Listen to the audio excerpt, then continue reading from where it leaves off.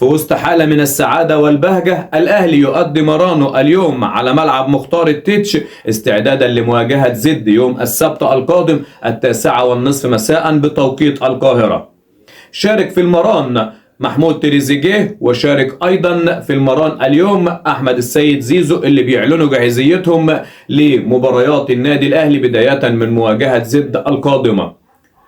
حالة من السعادة، حالة من البهجة، أجواء رمضانية في مران النادي الأهلي، ولاعيبة النادي الأهلي في قمة التركيز، وياسس روب يسعى لتصحيح المسار بداية من مباراة زد القادمة والدخول في معترك عدم فقد النقاط.